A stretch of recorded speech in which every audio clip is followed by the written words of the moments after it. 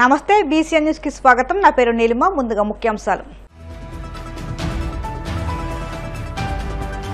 Mangalagiri Janasena party కార్యాలయంలో జనవాణి కార్యక్రమం. ప్రజల నుంచి అర్జీలు స్వీకరించిన పాలకొండ ఎమ్మెల్యే నిమ్మక జయకృష్ణ.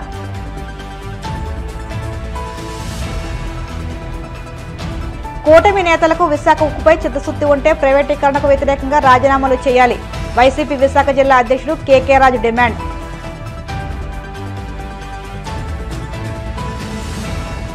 సింహాచలం శ్రీ వరాహలక్ష్మీ నరసింహస్వామివారి దేవస్థానం సందర్శించిన కలెక్టర్ హరేంద్ర ప్రసాద్. భక్తులతో మాట్లాడి ఆలయ సేవల సౌకర్యాలపై ఆరా. తిరుమల శ్రీవారిని దర్శించుకున్న సినీ దర్శకుడు త్రివిక్రమ్ శ్రీనివాస్. ఆలయ మర్యాదలతో స్వాగతం పలికిన అధికారులు. జనసేన పార్టీ ఎమ్మెల్యేలు జనవాణి కార్యక్రమంలో పాల్గొని రాష్ట్రంలోని పలు ప్రాంతాల నుంచి వచ్చిన ప్రజల సమస్యలకు సంబంధించి అర్జీలు స్వీకరిస్తున్నారు. అనంతరం వాటిని అధినేత దృష్టికి తీసుకువెళ్లి పరిష్కరిస్తామని హామీ ఇస్తున్నారు. ఈ నేపథ్యంలో మంగళగిరి జనసేన పార్టీ కేంద్ర కార్యాలయంలో నిర్వహించిన జనవాణి కార్యక్రమంలో పలు ప్రాంతాల నుంచి వచ్చిన ప్రజల నుంచి పాలకొండ ఎమ్మెల్యే నిమ్మక జయకృష్ణ అర్జీలు స్వీకరించారు. పలు సమస్యలపై తక్షణం సంబంధిత అధికారులతో మాట్లాడి పరిష్కార మార్గాలు చూపారు. ఎన్నికల ముందు స్టీల్ ప్లాంట్ ప్రైవేటీకరణకు వ్యతిరేకంగా పోరాటం చేస్తామని నమ్మించి అధికారంలోకి వచ్చిన తర్వాత ఉత్తరాంధ్ర ప్రజలను కూటమి ప్రభుత్వం నిలువునా మోసం చేస్తుందని వైసీపీ విశాఖ జిల్లా అధ్యక్షుడు కేకే రాజు ఆగ్రహం వ్యక్తం చేశారు. విశాఖపట్నం వైసీపీ కార్యాలయంలో ఆయన మీడియాతో మాట్లాడుతూ మా వల్లే కేంద్రంలో ప్రభుత్వం నడుస్తుందని చెబుతున్న కూటమి నేతలు విశాఖ ఉక్కుపై చిత్తశుద్ధి ఉంటే ప్రైవేటీకరణకు వ్యతిరేకంగా రాజీనామాలు చేయాలని సవాల్ విసిరారు. స్టీల్ ప్లాంట్ ప్రభుత్వ రంగంలో కొనసాగే వరకు కార్మిక సంఘాలు రాజకీయ పక్షాలతో కలిసి పోరాటం దిశగా కార్యాచరణ రూపొందిస్తున్నామని కేకే రాజు స్పష్టం చేశారు. గత 5 సంవత్సరాల కాలంలోని వైఎస్ఆర్ కాంగ్రెస్ పార్టీ ప్రభుత్వం అధికారంలో ఉన్నప్పుడు ఆనాటి ముఖ్యమంత్రి శ్రీ వైఎస్ జగన్మోహన్ రెడ్డి గారు స్టీల్ ప్లాంట్ ప్రైవేటీకరణకు సంబంధించి ప్రైవేటీకరణ దిశగా వ్యూహాత్మకంగా కేంద్ర ప్రభుత్వం వేస్తున్న ప్రతి అడుగులోనూ కూడా అడ్డు తగిలి పెద్ద ఎత్తున వైఎస్ఆర్ కాంగ్రెస్ పార్టీ తరఫున కార్మిక సంఘాలు అదేవిధంగా ఆంధ్రప్రదేశ్ రాష్ట్ర ప్రజలు అందరినీ కూడా మమేకం చేసి పెద్ద ఎత్తున పోరాటాలు చేయడంతో పాటు స్వయంగా ఆనాడు జగన్మోహన్ రెడ్డి గారు విశాఖపట్నానికి విచ్చేసి కార్మిక సంఘాల నాయకులందరితోని అఖిలపక్షం అందరితోని కూడా సమావేశమై వారు చెప్పిన సూచనలు సలహాలను తీసుకుని ఆ రోజు ప్రైవేటీకరణ కాకుండా అడ్డుకోవడం కోసం ఆంధ్రప్రదేశ్ రాష్ట్రంలో ఆంధ్రప్రదేశ్ రాష్ట్ర అసెంబ్లీలో తీర్మానం చేయడంతో పాటు ఆ తీర్మానాన్ని కేంద్ర ప్రభుత్వానికి పంపించి తదనంతరం ప్రధానమంత్రి గారిని కూడా కలిసి విశాఖపట్నం ఉక్కుని ప్రైవేటీకరణ చేయొద్దని ఆంధ్రప్రదేశ్ రాష్ట్ర ప్రభుత్వం తరఫున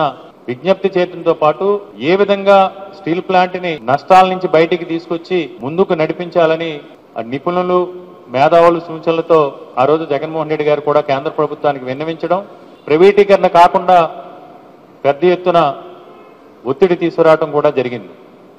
కానీ ఈరోజు ఎన్నికలకు ముందు గత 5 సంవత్సరాల కాలంలోనూ కూడా చంద్రబాబు నాయుడు గారు కానీ ఈ కూటమి నాయకులు కానీ ఉప ముఖ్యమంత్రి పవన్ కళ్యాణ్ గారు కానీ స్టీల్ ప్లాంట్ విషయంలో పెద్ద ఎత్తున ఆ రోజు వైఎస్ఆర్ కాంగ్రెస్ పార్టీ ప్రభుత్వం పైన దుష్ప్రచారం చేసి ఎన్నికలకు ముందు తీయని మాటలతో ఆంధ్రప్రదేశ్ రాష్ట్ర ప్రజలను కానీ ఉక్కు కార్మిక సంఘాలను కానీ కార్మికులు కానీ ఉత్తరాంధ్ర ప్రాంత వాసులను కానీ మేము ఎట్టి పరిస్థితుల్లోని కూడా మా కంఠంలో ప్రాణం ఉన్నంత వరకు మాకు ఊపిరి ఉన్నంత వరకు స్టీల్ ప్లాంట్ని ప్రైవేటీకరణ కానివ్వం, మాకు ఓట్లు వేసి గెలిపిస్తే మీరు మమ్మల్ని అసెంబ్లీకి పార్లమెంట్కి పంపితే మేము పెద్ద ఎత్తున కేంద్ర ప్రభుత్వంపై ఒత్తిడి తీసుకొచ్చి సొంత గనులు కేటాయించే విధంగా కేంద్ర ప్రభుత్వంపై ఒత్తిడి తీసుకొస్తాం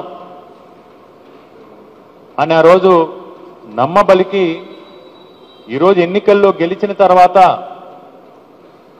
ఆంధ్రుల ఆత్మగౌరవాన్ని తాకట్టు పెట్టే విధంగా స్టీల్ ప్లాంట్ ప్రైవేటీకరణ విషయంలో కేంద్ర ప్రభుత్వం వ్యూహాత్మకంగా వేస్తున్న అడుగులకి మడుగులు ఒత్తి ఈరోజు ఈ కార్మిక సంఘాలకి కార్మికులకి ప్రత్యక్షంగా పరోక్షంగా ఉన్న సుమారు 1,00,000 కుటుంబాలకి ఆంధ్రప్రదేశ్ రాష్ట్ర ప్రజలకి కూడా ఈరోజు తీరని అన్యాయం చేస్తూ ఉన్నారు. సింహాచలం శ్రీ వరహాలక్ష్మి నృసింహస్వామి వారి దేవస్థానాన్ని కలెక్టర్ హరీంద్ర ప్రసాద్ దర్శించారు. భక్తుల సౌకర్యాలపై క్షుణ్ణంగా పరిశీలన చేశారు. అనంతరం ఆలయ అధికారులతో చర్చలు జరిపారు. ఆలయంలో మంచినీటి సౌకర్యాలు, టాయిలెట్స్, పరిశుభ్రత, అన్నప్రసాదం, స్వామివారి ప్రసాదాల నాణ్యత వంటి అంశాలను పరిశీలించారు. ఈ సందర్భంగా ఆయన భక్తులతో నేరుగా మాట్లాడి ఆలయ సేవలు, సౌకర్యాలపై వారి అభిప్రాయాలను అడిగి తెలుసుకున్నారు.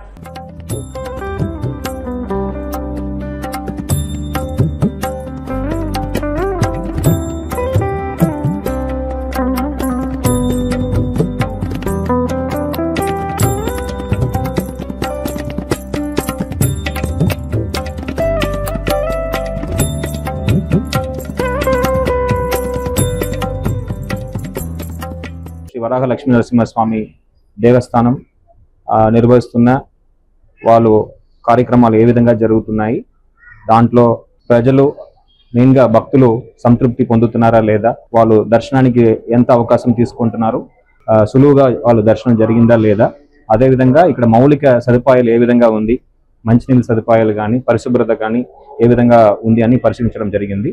ఇక్కడ స్థానికంగా ఉన్న అధికారులకు సూచనలు కూడా ఇవ్వడం జరిగింది. వచ్చే ప్రతి ఒక్క ప్రజలు కూడా పూర్తి స్థాయిలో సంతృప్తితో దర్శనం చేసి వెళ్ళాలని వాళ్ళకి చెప్పడం జరిగింది. ప్రసాదంలో కూడా నాణ్యత పెంచాలని, ఆల్రెడీ చేస్తున్న అన్నదాన ప్రసాదం గురించి ప్రజలు ఒక ఫీడ్బ్యాక్ కూడా తీసుకోవడం జరిగింది. ప్రజలతో మాట్లాడితే వాళ్ళందరూ కూడా చాలా బాగా ఉంది అని చెప్పడం జరిగింది.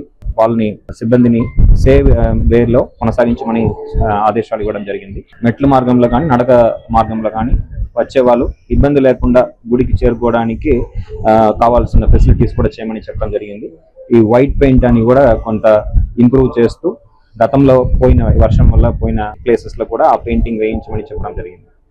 మెయిన్ గా రాష్ట్ర ప్రభుత్వం పబ్లిక్ పర్సెప్షన్ అని ప్రజల యొక్క అభిప్రాయం ఏముంది జనరల్ గా ప్రభుత్వ సేవల మీద, ఎస్పెషలీ ఎండోన్మెంట్ డిపార్ట్మెంట్ ఒక గుడిల్లో ఇచ్చే సేవల మీద ప్రజల యొక్క సంతృప్తి ఏ విధంగా ఉంది అనేది అడిగి తెలుసుకోవడానికి ఈ రోజు రావడం జరిగింది. రాబోయే రోజుల్లో ఇంకా మెరుగైన సేవలు అందించే విధంగా అధికారులు చర్యలు తీసుకుంటారు. మెగాస్టార్ చిరంజీవి శ్రీనటుడిగా కాకుండా సేవా దృక్పథంతో పనిచేసే వ్యక్తి అని సీఐ కోలా రజనీ కుమార్ పేర్కొన్నారు. చిరంజీవి 70వ జన్మదినోత్సవ వేడుకలను పురస్కరించుకుని పశ్చిమ గోదావరి జిల్లా పాలకొల్లు లయన్స్ కమ్యూనిటీ హాల్లో నిర్వహించిన రక్తదాన శిబిరాన్ని ఆయన ముఖ్య అతిథిగా పాల్గొని ప్రారంభించారు. ఈ కార్యక్రమంలో తొలా రామలింగేశ్వరరావు, చెడగం సూరి, గోపి, రియా అభిమానులు పాల్గొన్నారు.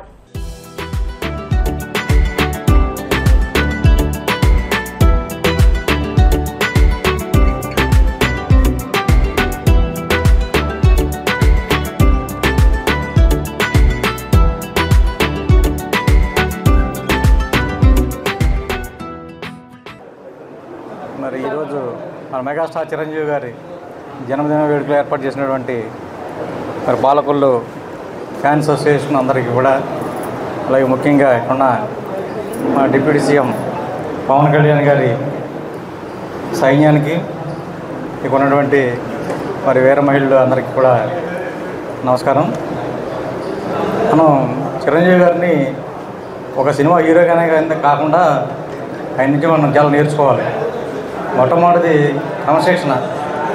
చాలామంది సినిమాల్లో జనరల్గా సినిమా ఫీల్డ్లో ఈ యాక్టర్స్ కానీ యాక్టర్లు కానీ ఎవరైనా రకరకాల ఎలిగేషన్స్ వస్తూ ఉంటాయి, గాసిప్స్ పుడుతూ ఉంటాయి. కానీ మరి సుమారుగా ఒక 45-50 సంవత్సరాల ఆయన సినీ ప్రస్థానంలో మరి ఎప్పుడు కూడా ఎవరు ఏ విధమైన ఎలిగేషన్లు చేయడం నేను గమనించలేదు. ఆయన కూడా చిన్న స్థాయి నుంచి ఎంతో క్రమశిక్షణతో మరి కష్టపడి పనిచేసి ఆ స్థాయికి చేరుకున్నారు. ఎవరు పల్లకీలు మోయలేదు, కష్టపడి ఆయనే పెరిగి అంత సినిమా ఫీల్డ్లో ఒక నెంబర్ 1 స్థానానికి మరి ఈరోజు అధిరోహించారంటే దాని వెనకాల ఆయన పడిన కష్టం, అలాగే ఎన్నో నిద్రలేని రాత్రులు ఉండుంటాయి. అన్నయ్య చిరంజీవి గారికి ముందుగా పట్టణ చిరు పవన్ యూత్ మరి జన సైనికుల తరపున కూడా హృదయపూర్వక పుట్టినరోజు శుభాకాంక్షలు. ఆంధ్రప్రదేశ్ రాష్ట్రంలో ఎంతోమంది తెలుగు కళామ తల్లి సినీ పరిశ్రమలో ఉద్దండులు ఉన్నారు. కానీ చిరంజీవి గారి సినీ ప్రస్థానం ప్రారంభమైన నుండి అంచెలంచెలుగా చిన్న స్థాయి నుంచి కష్టపడి ఈరోజు ఎవరు అందుకోనంత ఎవరెస్ట్ శిఖరం అంత స్థాయిలో నిలబడ్డారంటే దానికి ప్రతి సెకను ప్రతి నిమిషం కష్టపడి ఆయన ఆ వృత్తిని నమ్ముకుని పైకొచ్చాడు. అంతేకాదు ఆంధ్రప్రదేశ్ రాష్ట్రంలో సుమారు 1990 ఆ సమయంలో రాష్ట్రంలో రక్తదాతల కొరత సుమారు 5 లక్షల యూనిట్లు ఉందని గ్రహించి 1998లో చిరంజీవి బ్లడ్ బ్యాంక్ అండ్ నేత్ర బ్యాంకు స్థాపించారు హైదరాబాద్లో. ఆనాటి నుండి ఈనాటి వరకు ఆయన పిలుపునందుకుని అభిమానులు కోటాని కోట్లుగా రక్తదానం చేయడం జరుగుతుంది. ఇప్పుడు కాసేపు ప్రకటనలు.